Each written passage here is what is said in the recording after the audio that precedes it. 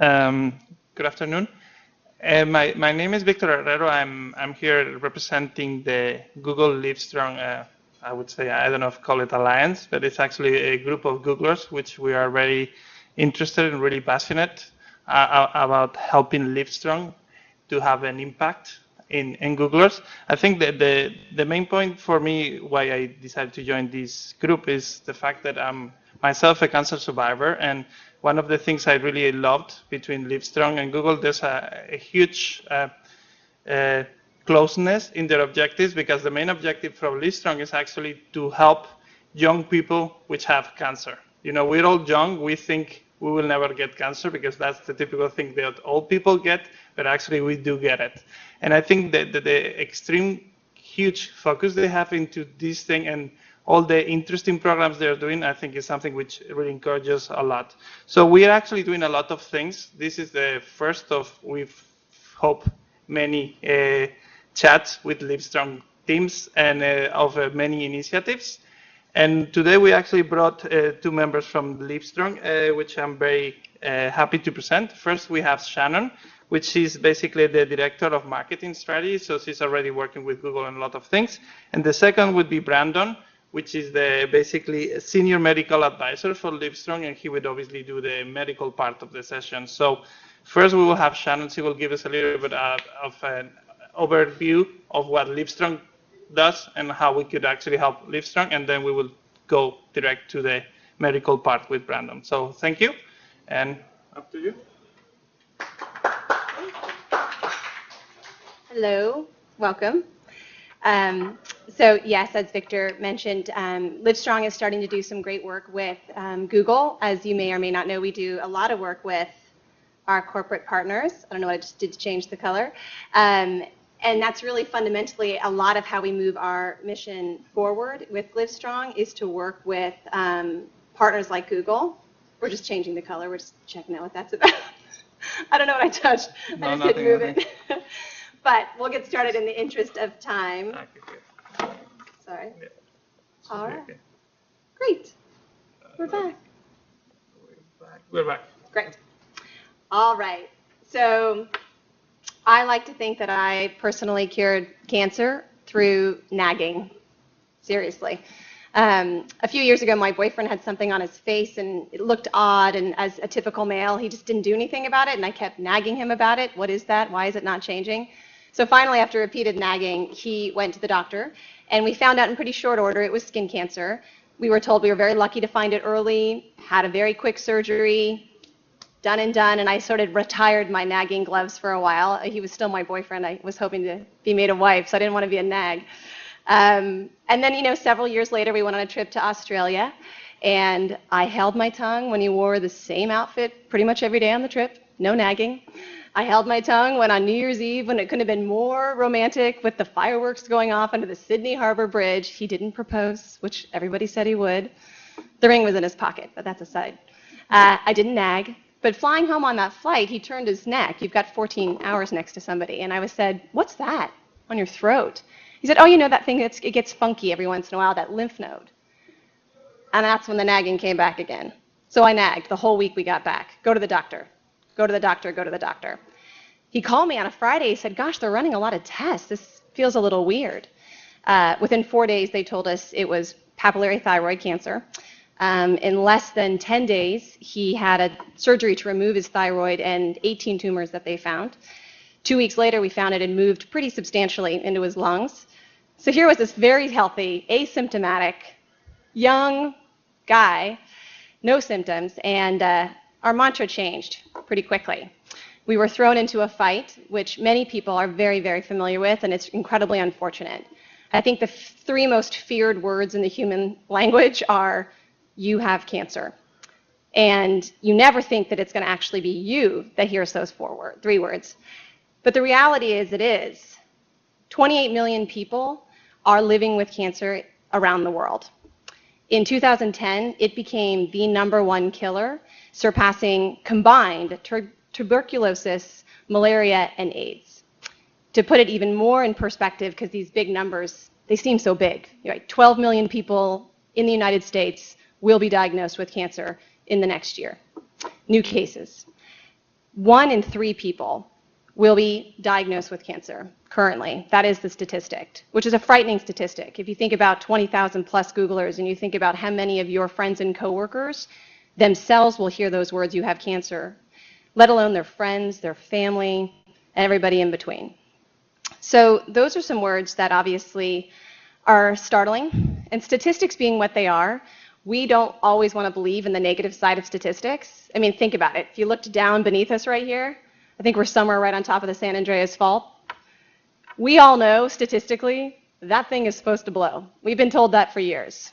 I don't know how many of you actually have an emergency plan or an earthquake kit. I know I don't, because I believe on the positive side of the statistic. Same with the lottery. Millions of people play it because they think I may be the 1 in a million. And yet when you're told 1 in 3 people will be diagnosed with cancer, it's really hard to think it'll actually come home and hit you. So in 1996, Lance Armstrong, at the peak of his career, at the start of the peak of his career, heard those words, "you have cancer." And his was very substantially metastasized. He had testicular cancer that had metastasized into his brain, into his lungs. Definitely not a statistic I think he thought he'd be a part of. And what he decided to do upon recovery was to develop the Lance Armstrong Foundation. The brand of the Lance Armstrong Foundation is Livestrong. It's also more than a brand. It's a rally cry. It's a symbol of hope around the world. And it's really become a living, breathing talisman and manifesto for people who are associating themselves with this really horrible burden of cancer.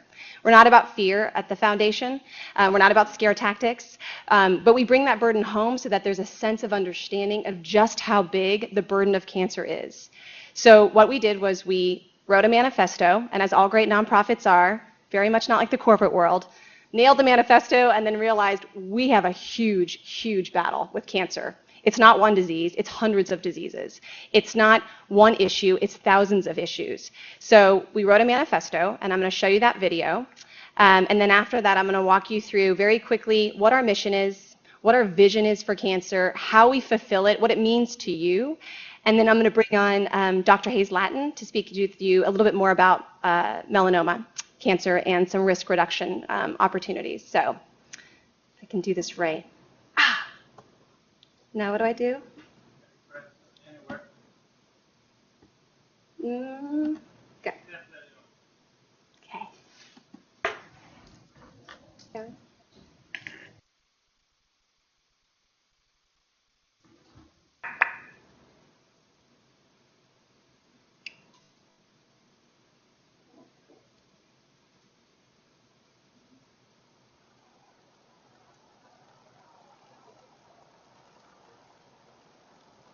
We believe in life.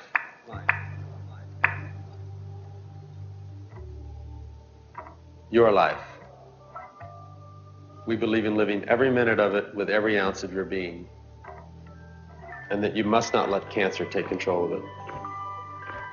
We believe in energy, channeled and fierce.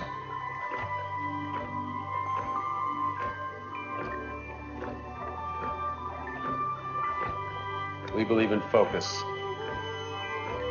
getting smart and living strong.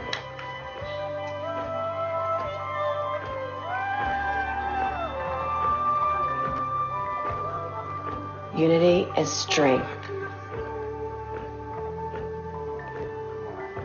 Knowledge is power. Attitude is everything.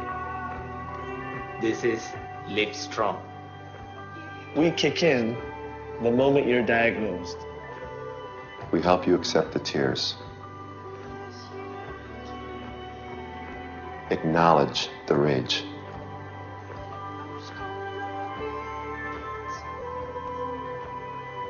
We believe in your right to live without pain.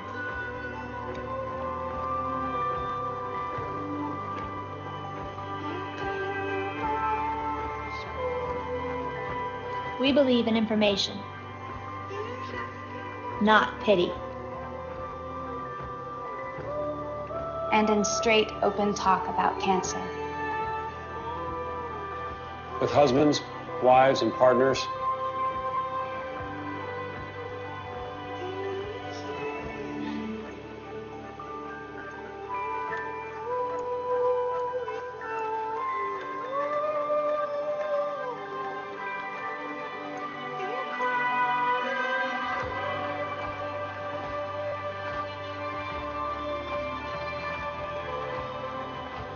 with kids, friends, and neighbors. Your healthcare team. And the people you live with, work with, cry, and laugh with. This is no time to pull punches. You're in the fight of your life. We're about the hard stuff, like finding the nerve to ask for a second opinion, and a third or a fourth if that's what it takes. We're about preventing cancer. Finding it early. Getting smart about clinical trials. And if it comes to it, being in control of how your life ends. It's your life. You will have it your way. We're about the practical stuff. Planning for surviving, banking your sperm, Preserving your fertility.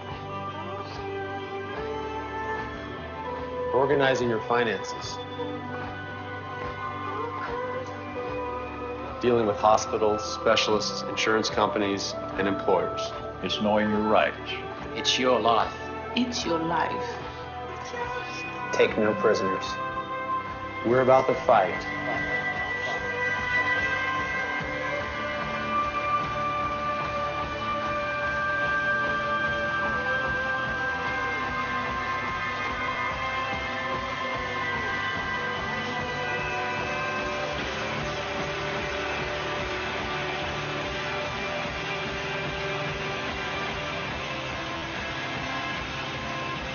We're your advocate before policymakers.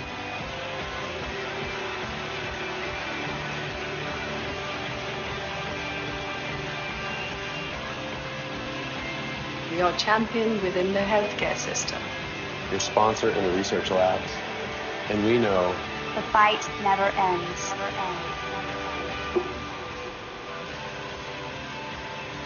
Cancer may leave your body, but it never leaves your life.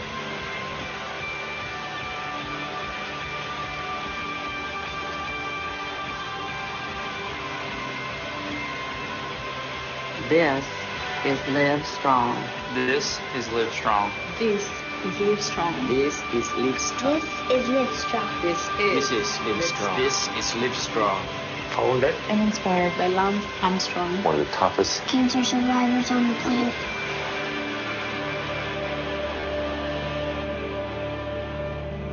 Livestrong.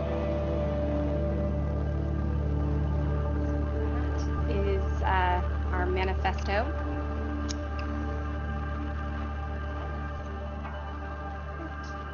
A lot of the survivors in that are employees of the foundation. There's an Olympic gold medalist in there, Eric Shanto, who's now a big advocate for what we do. So I just want to make sure I figure out how to get to the next part. Great. Oh, escape. Okay. Okay. So when we started the foundation, Lance believed that what Dr. Craig Nichols said to him, which was there's an obligation of everybody who's been cured to make sure that they take the fight forward and that they really speak on behalf of survivors every day. The mission of the foundation is to inspire and empower people affected by cancer. It's a very big mission. So we also like to say we have a vision, and that's to fundamentally change the expectations of and experience of living with cancer through unity, knowledge, and attitude. A lot of times people ask us, but what do you do, right? So everyone loves them. You know, the foundation, everyone says, gosh, I love Livestrong, and I wear my wristband. And this actually came out of our relationship with Nike, as many of you know. But it was in response to the fact that we'd already created the brand Livestrong. It was a resource site that we had for people living with cancer. And Nike very graciously came up with a pretty amazing idea that we sort of rolled our eyes at originally and said, that'll work. And to date, we've managed to distribute over 80 million wristbands. And people continue to wear them as a symbol of hope and survivorship. So what we do, we like to break it down into two distinct areas. We call it Get Help, Take Action. This is from Livestrong Day last year at a University of Oregon football game, which I think is very cool. So under this idea of Get Help, People often don't realize that Livestrong provides direct services to anybody affected by cancer. So that doesn't have to just be the person diagnosed, it's anyone in their circle. And those services can be everything from, I need help getting connected to a clinical trial. I'm young and I have no idea how this is going to affect my fertility. I'm not ready to have a child, but I will be eventually. I don't know how to deal with the insurance and the bills and the payment. You can access these services online on our website, over the phone, and also through a center we just opened in East Austin. And the idea is that we help you navigate the cancer experience. So a lot of people say, what do you do? I always like to promote our services because there's an opportunity. If anybody here at Google in your circle is diagnosed with cancer, they can contact Livestrong. We can send them a guidebook, which will help them really navigate their experience. And we can possibly answer the questions they don't even know to ask yet. So that's the first tenet of what we do. The other one is take action. Oftentimes when people are connected to somebody or themselves are diagnosed with cancer, they're scared, they're mad, and they're certainly ready to do something. We empower communities to take action against this disease, and we do it in a variety of ways. We do it through our Team Livestrong Endurance and Challenge events, which Andy's been heading up here at the at Google to do up in Davis. You can fundraise, you can do a bake sale, you can go to a policymaker and lobby on behalf of laws that will support things like in Texas we have one for smoke-free Texas, and just be involved. So we offer that opportunity, and at the end I'll make sure you guys know how to connect to our Twitter and Facebook pages and all that good stuff. But this is a little bit about how we do the second tenet, which is take action. The last thing I wanted to really mention was that our approach is that we focus on the person, not the cell. People often say, you do cancer research. We do some research, but that research is really solely focused on what does it mean to live with cancer? What are the unique needs and opportunities and the things that somebody needs to address for people who are living with and beyond cancer, which is a huge section of the population. My husband's only 37. I expect him to be around a very long time. But we have needs related to him possibly living with a chronic illness of cancer. We make sure that every single day when we come to work at the foundation, we remember the person in front of us is paramount, and that's who we serve every day. So it's a really big part of our approach is to make sure somebody is talking about survivorship as a term. And I have the great pleasure of introducing the medical side of the conversation. Dr. Hayes-Lattin is a senior medical advisor for our foundation. One of the ways that we do the great work that we do is we just leverage existing talent. We leverage talent at great brands like Google and employees, and Nike and Trek and Oakley. We leverage great organizations like the YMCA, and we leverage great doctors like Sanjay Gupta, who's on our board, and Dr. Lattin. So we're really thrilled that he's involved with us, and I'll let him take it away.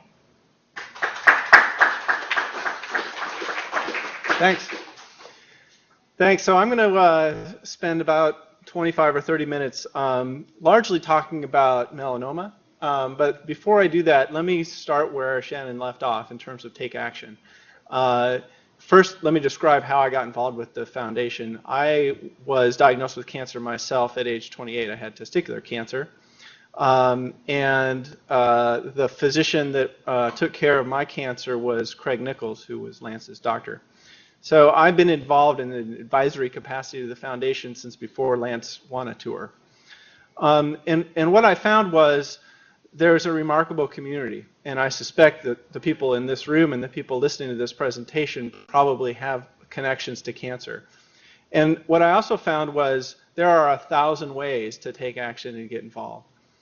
I was really thrilled to have a chance to come down here because when I was introduced to giving this Google Health presentation, I was told two things. One is that Googlers are young, in their 20s and 30s, and that they're really smart. They like data.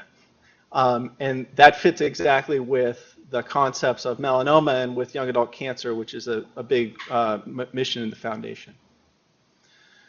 So I'm going to start with the idea that young people get cancer.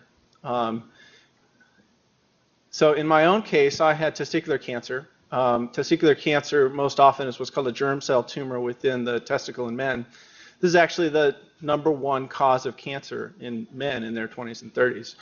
And if you can see this graph, this is a graph of incidence of cancer. And what you see is that starting around age 15, the presence of germ cell tumors starts, and it peaks right around 28 years old, like I was and like Lance was. And then it tails off. So this is sort of a prototypical cancer of young adults. It's the most common cancer in the 20s and 30s for men, and yet overall it's a rare cancer. That defines a new problem of young adult cancer. Well, it turns out that young adult cancer is about 8 times larger in incidence than pediatric cancer. It's about 70,000 new cases in the United States per year diagnosed between the ages of 15 and 39, which is the definition of adolescent and young adult from the National Cancer Institute. And cancer in this age grade is the leading natural cause of death. I'm going to show you a little bit of data that the cancers that young adults get are unique cancer types. They're not the most common cancers like lung cancer and colorectal cancer as being the number one. And that young adults, when they're facing cancer, often have a unique set of medical issues. And this, again, is part of what the Lance Armstrong Foundation has recognized as a gap and been addressing. Both medical issues, things like fertility and fertility preservation, or unique psychosocial issues like really feeling lost and isolated in the midst of a cancer clinic full of people your parents or your grandparents' age. So when I was diagnosed with cancer, I was a medical resident. I actually knew quite a bit about medicine. I was already going into oncology as a field. I even knew that testicular cancer was highly curable. But there were a lot of facts I didn't know, and this was one of them. This is a graph showing the 5-year relative survival of cancer over periods of time, from 1975 to 1995. And on the left-hand side of this graph, those bars are patients diagnosed as children between the ages of 5 and 9. And what you see with the arrow is in each 5-year increment, the 5-year survival rate is improving. So the arrow is going up. And in fact, the highest 5-year survival rates in the country are in pediatric oncology.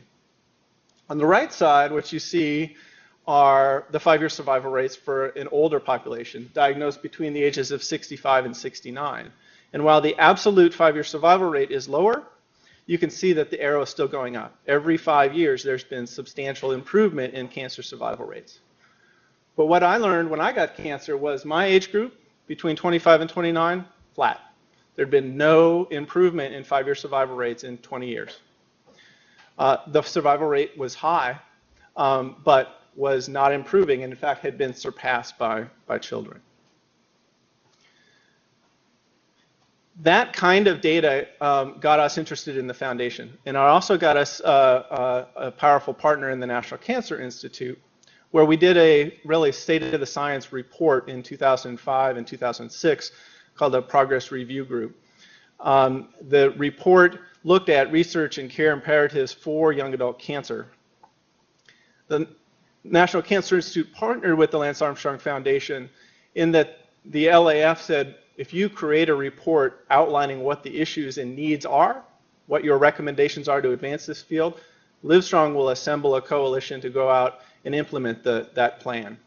And that implementation plan is called the Livestrong Young Adult Alliance. It's a coalition of about 160 organizations now who all work together to coordinate initiatives to improve survival and quality of life for young adults with cancer. In terms of getting involved, this was one of the main ways I was able to get involved with the foundation. I was the inaugural medical chair of this group. But this coalition contains not just medical professionals, but advocates and corporations as well. So to get back to the idea of young adult cancer and where melanoma fits in, this is not to scale, but is meant to represent that the cancers that young adults get are different. The most common pediatric cancers are leukemias, lymphomas, and brain cancer. So ALL is the most common childhood cancer. On the other side, in adult cancer, by far the majority of all cancers are carcinomas. And that includes breast cancer, lung cancer, prostate cancer, and colorectal cancer as the most common. But when you look at the young adult population, it's a different set of tumors. The most common tumors are germ cell tumors, like testicular cancer or ovarian cancer in women, thyroid cancer, and melanoma. This is data from the NCI's surveillance and epidemiology program looking at, again, age 15 to 39. And what you see is skin cancer in males in this age range is number 3, representing about 11% of cancers in young adults. And in females, it's number 4, but represents about 12% of cancers in young adults. A few other details about melanoma. There's about 60,000 new cases of melanoma diagnosed in the United States each year. Predominantly that's the skin, although it can occur in the eye, it can occur in the oral cavity. It's not always cutaneous melanoma. And it's predominantly in Caucasians, but not exclusively in Caucasians. Importantly, for the young adult population, melanoma is rapidly on the rise, especially in females. So between the 20 to 25 years between 1980 and 2004, there was about a 50% increase in melanoma cases in the United States and US females. And until data presented last month, this was one of those cancers where there had been no changes in standard therapy in a generation. Since the 1960s and 70s, when interleukin-2 and dacarbazine, the only 2 FDA-approved drugs for melanoma, were developed. So let's focus in more on young adult melanoma. This is kind of an interesting sideline. When you start to think about cancers being different in young adults, there's a phenomenon that was described by Johann Clemenson called Clemenson's hook. This is a graph, not of melanoma, but of breast cancer incidence. And what you see is it's actually bimodal, right? There's 2 peaks of incidence in breast cancer. And if you consider why that may be, it may be that there's actually 2 totally separate subtypes of breast cancer. There's one that peaks on the left and another one that peaks in an older population. And in fact, Johann Clemenson described this in breast cancer in 1948 and recognized that that peak, the valley in between there, roughly corresponds to the age of menopause. And we now know that premenopausal breast cancer is a totally different disease than postmenopausal breast cancer. That younger women diagnosed with breast cancer more often have hormone receptor negative cancer. That young women with breast cancer have a worse prognosis than older women with breast cancer, unlike most diseases in medicine.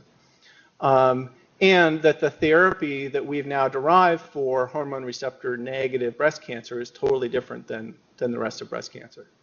So this concept of bimodal distribution and an age difference can actually lead us to differences in biology around young adult cancers. So that's breast cancer. This is the same sort of data on Hodgkin's disease. And in Hodgkin lymphoma, again, there's a very dramatic bimodal peak. There's a young person's Hodgkin lymphoma and an older person's Hodgkin lymphoma. So what about melanoma? Now, this isn't quite as dramatic, but many of us believe that we're also seeing a bimodal peak in the distribution of age for melanoma. And here, in this particular subset, the ages are shifted a little bit to the right, so these are older patients, but again, you see there seems to be a younger person's melanoma relative and an older person's melanoma. So if that's the case in melanoma, what might be the biological features that would distinguish a young person melanoma from an older person melanoma? And in this graph, this is a graph of the incidence of melanoma based on where it shows up. And the dark black line that just starts low and continues to go up and up and up, that's head and neck. And if you think about sun exposure and melanoma, head and neck is probably where that's going to take place. That over time, cumulative exposure to sun is more likely to cause a problem in the head and neck than, say, in the trunk. The green line that actually peaks around age 35 is truncal melanoma. So again, when we start to take a look at these big epidemiologic trends and put data from thousands and thousands of melanoma patients together, we start to see what may be different about young adults with cancer. So in cancers generally and in melanoma specifically, how do we move from biology like that to treatment? So I mentioned before, one of the 2 FDA-approved treatments for metastatic melanoma is actually a hormone and immune-based therapy called interleukin-2. This was developed in the 70s and remains a standard of care. And this is what's called a Kaplan-Meier survival curve for melanoma, metastatic melanoma treated with high-dose IL-2. And if you're not familiar with these curves, you've got time across the bottom, and at the top is probability of survival. So at time 0, 100% survival. And what you see is within 12 months, the first numbered tick, you're already less than 50% still alive. This is with treatment of high-dose IL-2. So high-dose IL-2 is not a great therapy. It's FDA approved because you see that there's about 10% of patients who happen to get a home run. They have this really long tail to the curve, and where even out to 10 years later, about 10% of those patients who are treated with high-dose IL-2 for metastatic melanoma are still alive. So it can be a very valuable therapy. It's a toxic therapy as well. But this has been the standard of care for young adult healthy people with metastatic melanoma. We based high-dose IL-2 with this vague idea that maybe the immune system could be active in treating cancers like melanoma. So how might it work? Well, it's right here. You can see at the top we give systemic IL-2 administration. The next thing is it goes into the peripheral circulation, into the blood, and then all this stuff happens. And honestly, that's all we know. You know, to Googlers and engineers, they may say, oh, this is beautiful. You know, you must have taken all this time to put all this together and understand all these functions. And the truth is, we have no idea how this really works. We are not able to tease apart which of these pathways are critically important so that we can focus in on those pathways and make sure that that 10% of patients who benefit becomes 30 or 50 or 70 or 90%. So what if we take some of the biology that we're learning about melanoma now? This is a cartoon of a melanoma cell. Across the top is the cell membrane, and there's this squiggly thing called c-Kit. That's a tyrosine kinase protein in the membrane of the cell. And that can be found in melanoma and can trigger these protein pathways within the cell, including this green one there called BRAF. And when BRAF is mutated so that it's always turned on, it will then go down and affect the genetics within that melanoma cell and essentially cause cancer. All of these little classes of drugs are targeted therapies that have been designed to try to break this one particular pathway. And if you look at that BRAF, there's the first one, PLX4032. That drug specifically knocks out mutant BRAF. So what happens if you take that drug, which, by the way, happens to be a pill you take, and you give it to patients with metastatic melanoma? Well, this was just presented last month, actually earlier this month, at the big international cancer meetings, and it works beautifully. So this is a graph that shows the percent change in the size of a tumor in a patient with metastatic melanoma, and each of the lines is an individual patient. So the zero, the dashed line, would be if you took the medicine and nothing happened. The tumor didn't grow, but it didn't shrink. It was stable. And you can see there's a tiny percentage of patients at the far left end who tumor did not respond and grew, but the vast majority of patients responded. And in fact, you can see at the right-hand side, many of these patients had a complete response, 100% shrinkage of their tumor. And here's an example of a patient at baseline. This is what's called a PET scan. Patients are administered glucose that's labeled so you can see it on a scan. And because tumors are metabolically active, they take up glucose. So you see tumors. You also see the brain and the heart. So the baseline scan on the left, you see a whole bunch of black dots that aren't supposed to be there. Those are all melanoma tumors. On the right, on day 15, that's after only 2 weeks of taking this medicine, a bunch of those black spots are already gone. So we have basic biology in melanoma leading to a difference in treatment. How does that relate to young people in age? Well, it turns out if you look at the distribution of this biological feature of BRAF mutations in melanoma, it's much more common in young adults. So you can see between the 20 and 40-year-old age range, the percentage of BRAF mutations is upwards of 80 to 85%. And the specific mutation, the V600E mutation of BRAF, which is the one this pill targets, Again, up to 92% of young adult melanoma patients will have that mutation. So when we go back to what's different about melanoma in young adults and what's different about that left peak, it may be that younger melanoma has unique biology that we can target. All right. I am a physician as well, practicing physician, and I can't really go through a melanoma talk and not focus on prevention. But I want to throw out a couple of new ideas. I suspect that everyone and their brother knows that sun's associated with melanoma, that you gotta wear sunscreen, stay out of the sun, et cetera, et cetera. But we've been saying those messages for literally decades. How do we make those things stick, and how much do we really know about that? So if you Google sun exposure and melanoma, you'll actually find in the first page a whole bunch of controversy. All right? It is well established. It's World Health Organization Class 1 that radiation, ultraviolet radiation, both UVA and UVB, are carcinogenic. They cause cancer. And yet, there's some subtlety, like all of medicine. It turns out that sunlight can actually reduce your risk of some cancers like non-Hodgkin's lymphoma. Not a lot, but it's probably true. Why might that be? Well, one of the things that happens when your skin is exposed to sunlight is it converts vitamin D, which is necessary for all kinds of cellular processes. And in fact, giving people vitamin D supplementation may affect their melanoma risk in a good way. Just published last week, vitamin D supplementation that was given to women who had a history of non-melanoma skin cancer and then followed over time, it actually reduced their incidence of melanoma. So that's confusing because sun's bad for melanoma, yet vitamin D that can come from sun exposure might be good for cancer and even good specifically for melanoma. And in fact, there were studies published and often quoted in the early 2000s that sun exposure can actually be associated with a decreased risk of death from melanoma, both sunburns, high intermittent sun exposure, skin changes called solar elastosis. Those are sort of the leathery skin that you get from being in the sun a lot, can actually be associated with a decrease in mortality from melanoma. So it's not actually as straightforward as that. How about sunscreen? So sunscreen is also controversial. If you just stop and think about it for a minute, who tends to wear sunscreen?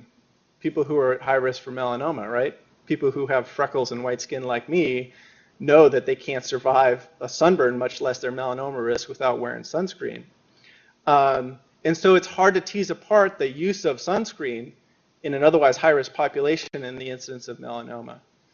But this is probably the best study done where patients were actually randomized to sunscreen at their discretion or a regimen of applying sunscreen every day.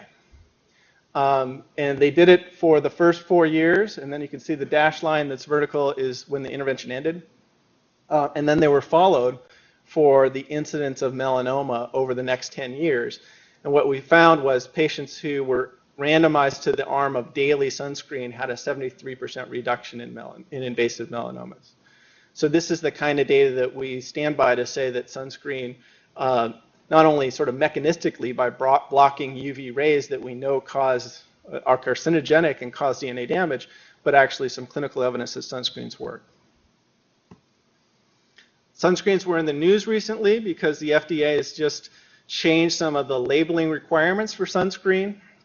Sunscreen labeling, as most of us are familiar with SPF, sun protection factor. One of the things that the FDA pointed out was above 30, certainly above 50, there's not a lot of evidence that going from 50 to 70%, or what's called a complete sun block, which actually doesn't exist, and they're eliminating that phrase, may not be necessary. But an SPF factor of 30 sunscreen is felt to be the appropriate strength. Those strengths, SPF, is actually built on its ability to protect you from sunburn and UVB rays, not necessarily UVA rays. And in fact, You can have a sunscreen product that does very well block UVB, but doesn't do a great job at UVA. And UVA can also be associated with the cancer risk. So you need to be careful that you're looking at SPF 30 sunscreens that block both UVA and UVB. And the FDA is going to allow a description called broad spectrum to be applied only to those sunscreens. And then finally, one of the things the FDA talked about was there really is no such thing as waterproof or sweat-proof. There may be levels of resistance to washing off, but there is no product that's completely waterproof, and that these need to be applied continuously. And so the foundation then takes a look at what sunscreens are out there, and we have partnered with a product that meets all those requirements. So when this was all in the news, how do we approach it? So when I was looking up, oh yeah, what did the lay press say about these FDA regulations and changes? One of the first things that comes up is CNN. So what does CNN report? Well, they went to their iReport where they say, hey everybody, send us in your worst sunburn ever. So when you go to CNN and you look up sunburn, you see all these smiling people smoking cigars and having a party with their sunscreen. Now, obviously, the message here is supposed to be like, oh, this is terrible, and don't you remember how awful it was to get a sunburn? But consider the message if this was about drunk driving. Would you really expect, the media to go out and say, show us the picture of you being the most wasted you've ever been, right? But that's what we're doing. So we're still sending conflicting messages about sun protection and deadly cancer risk and sunburns. And the conflicting messages we send fall out. So this is research that was done at the UK that actually looked at teenagers and their impressions about cancer risk and sun cream. And what they found was a third of young people just didn't wear sunscreen at all. That 1 in 10 young people actually think that spray tans, fake tans, are just as dangerous as UV exposure like tanning booths and sun exposure. And that when these young adults actually use sunscreen, they stay out in the sun 12 times longer than what would be recommended for the protection in the sunscreen that they use. So there's still a lot of work to do. Finally, in terms of conflicting messages around prevention, what about skin exams?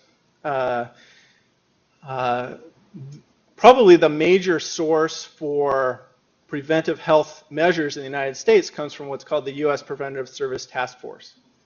And if you look up their recommendations for skin exams related to skin cancer, you get this phrase right here, that task force has concluded that the current evidence is insufficient to assess the balance of benefits versus harms to whole body skin exam, either by a physician or by the patient themselves for the early detection of skin cancer.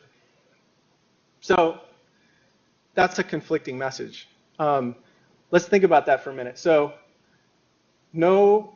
what are the benefits to a skin exam, especially from a patient themselves, much less a doctor? Well, you may find a skin cancer. What are the harms, really? What are the harms of a skin self-exam? I challenge you. What are the harms? You may find something that you think is, could be melanoma, and it may freak you out for a while. Or you may go see a doctor. Or maybe worst case is you go see a doctor and you have something biopsied on your skin. Really, the benefits compared to the harms, it seems like a no-brainer. And really what they're saying is not that the benefits are low or that the harms are high, but there's no evidence. Really?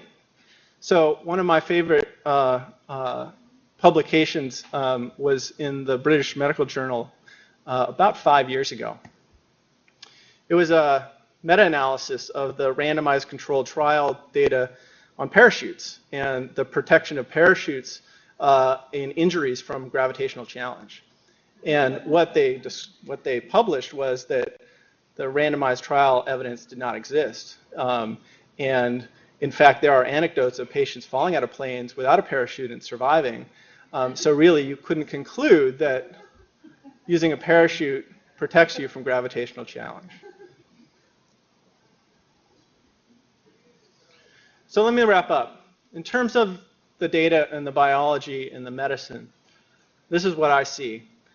Melanoma, like all cancers, is a spectrum. There's multiple subtypes. And specifically, it's a young person's cancer, and the age distribution of melanoma actually affects how it presents, where it presents, and how it should be treated. There's distinction in age distribution of melanoma. There's differences in the genetic and protein patterns within the melanoma cells themselves, like BRAF. And there's differences in the site of melanoma, whether it's in the trunk or the head and neck. And the issue is, from a medical perspective, we then can't approach every patient and every melanoma the same. But it also leads to a whole bunch of confusion, because whenever there's multiple subtypes and ambiguity, that clouds dogma about messaging, about sun causes melanoma. Well, you know, there are 16-year-olds who get metastatic melanoma, and yes, they were exposed to sun, but there's probably something else to get melanoma that young when lots of other 16-year-olds are out in the sun all the time. So the dogmatic messages aren't really satisfying. So as a physician, what are my take-home messages? So number one, melanoma is a cancer of young adults. And understanding what's broken, like the BRAF story, within an individual patient's cancer can really lead to breakthrough targeted therapies. And we think that's the future of a lot of cancer care. The other major take-home message is that UV radiation from sun exposure or from tanning increases anybody's risk for melanoma. And it's easy to avoid UV radiation and check your skin. So these are the messages that we've been given on and off for decades, but I think we're getting better at it. And I want to show you these take-home messages as brought in a 5-minute video from another organization from Canada that focuses on breast cancer. If I can figure it out.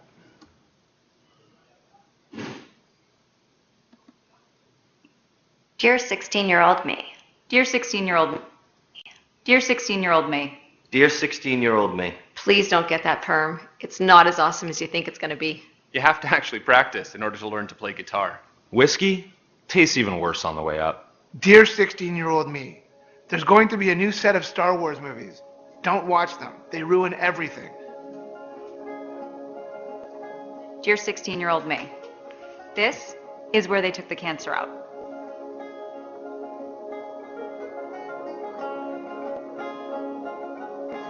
It was something called melanoma. It's called malignant melanoma. Malignant melanoma. Malignant? That's not a very friendly word. You'll be diagnosed when you're 28. 18. 36. 29. 22. It's a tumor that starts in your skin cells, the cells that give your hair and skin color. It's not just skin cancer. Well, it is. Well, it is. But not just the... Cut it out and it'll be fine kind, unfortunately. It's the kind that you have to catch before it spreads. Because it spreads so fast. So fast. To places like your liver, your lungs, your brain. Yours will be a really rare kind in your left eye, and that's when you'll find out. That melanoma can show up on your tongue, the palms of your hands, and the soles of your feet. Your doctors will tell you you're lucky that you caught it early. Yours will tell you that you need aggressive treatment. I'll have to tell you it might take a year of chemotherapy. And you'll need to do some of the injections yourself. Dear 16-year-old me. You're doing okay. You're strong. But there are some things I want you to know. I wish I'd known. That one bad sunburn before you turn 18 doubles your chances of developing melanoma. That fair skin and red hair means that you're at a higher risk of getting it. As if ginger people didn't have enough problems. That you're at higher risk if you've got more than 50 moles. And if you have a weakened immune system or a family history of skin cancer. I want you to know the outlook is very good if we can catch it early. But you have less than a 10% chance of surviving more than 5 years if we don't. Dear 16-year-old me. Spend more time with family. They mean everything. If I had one piece of advice for you, don't start the tanning bed. I know you want a healthy glow, but it's going to double my chances of getting melanoma. Sunscreen. Yes, I agree. It's a huge pain in the ass, but so worth it. Please. Your skin's like an elephant. It never forgets. Dear 16-year-old me. Helping spread this message is how you'll honor Glenna's memory.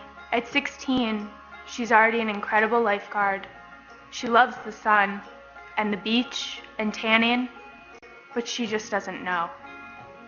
She'll be diagnosed when she's 22 and will lose her battle when she's just 26.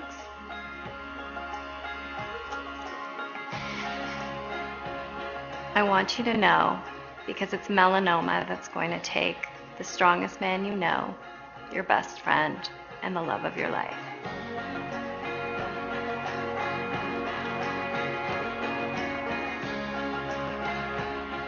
Dear 16-year-old me, Don't be afraid. This isn't about being afraid. I want you to be aware that melanoma is a young person's disease. It is the second most common cancer in children and teenagers, and one of the most common in young adults. And it can be deadly. I want you to know you're not helpless. This is a cancer that shows itself Right there on the outside of you. Start checking your skin. Please check. Get to know your skin. Get to know your skin. Start checking your skin. If a new mole shows up, Or if one you have starts to change color, Or size, or shape, or feels different. If something seems out of place, get your doctor to have a look as soon as possible. Know what to look for and get help.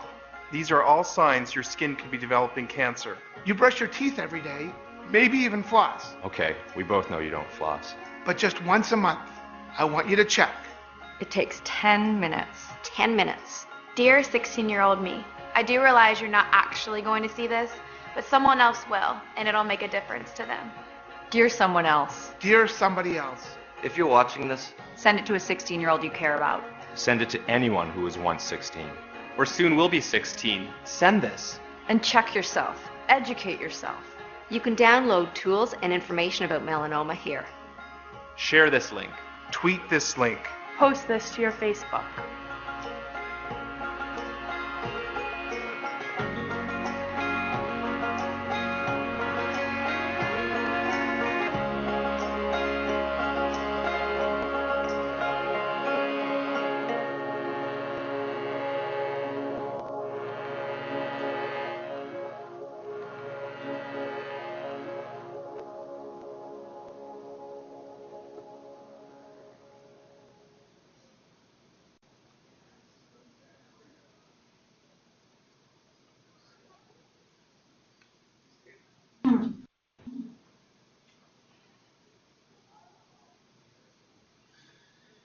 So I think that's a pretty powerful message. And I think one of the things I like the best about it is it's obviously addressed to the dear 16-year-old me. But we all recognize that 16-year-olds aren't necessarily looking for that information. And so it's also to the dear someone else. And in terms of taking action, there you go. You can go back to your office today and send that out. But I think Googlers can do a lot more. So in conclusion, I'd like to bring Shannon back up. Here's our contact information. I, in addition to being the Senior Medical Advisor to the Lance Armstrong Foundation, work at the Knight Cancer Institute at Oregon Health Sciences University, so that's my direct email. But you can also connect to the foundation through Facebook and Twitter feeds there. And we'd both be happy to take any questions.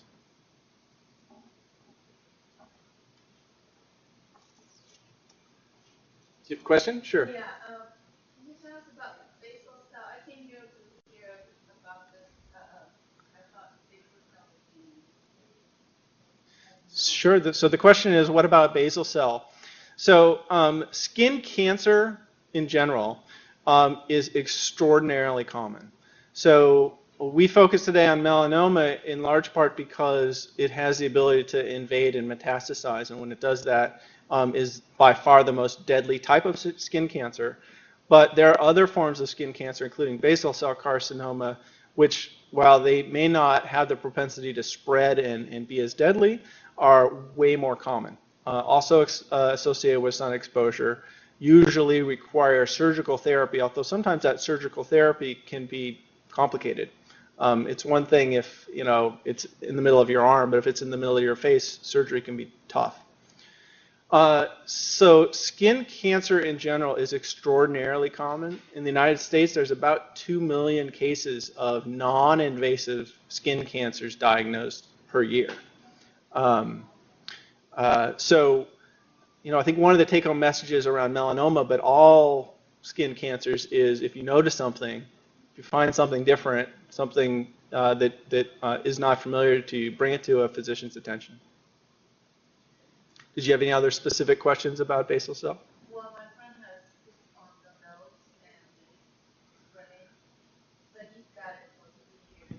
I think he had it before, like the fourth time he had it. Yeah. So what she said was that her friend has a basal cell on the face, on the nose, and that while he's been living with it for 4 years, it keeps spreading and growing. And again, that's a challenge with basal cell where it can be managed surgically, but it can be very technically challenged to do surgery depending on where it is. Are there other questions? Yeah. Skin color, like if you're darker skin, what are your risks compared to somebody with lighter skin? Yeah. So the question is about skin color and the risk of melanoma or skin cancers in general. And the risk does change with the amount of melanin or skin pigment in the skin. So darker skinned individuals do have a less of a risk than whiter individuals. In sort of the classic, red hair, freckle, lots of mole skin is the highest risk. But there's no population that's free of melanoma. So no matter how dark your pigment is, there's a risk of melanoma. And again, because of this biological differences, you heard in the video, melanoma can occur in the eye, can occur on the palms of the feet, or the palms of the hand, the soles of the feet. So it's not all related to skin color and sun exposure in terms of melanoma risk.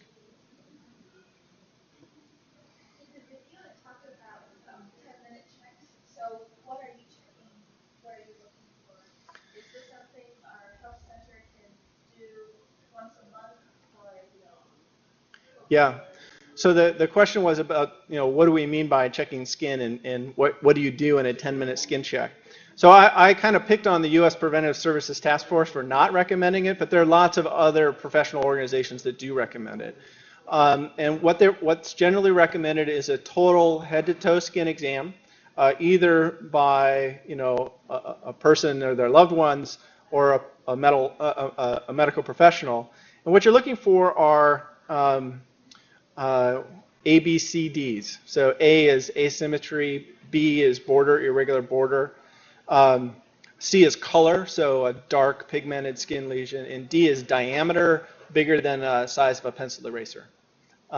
So if you have a lesion that has one or two of those characteristics, that particularly if it's new to you, those would be the things to be sure to bring to a medical provider.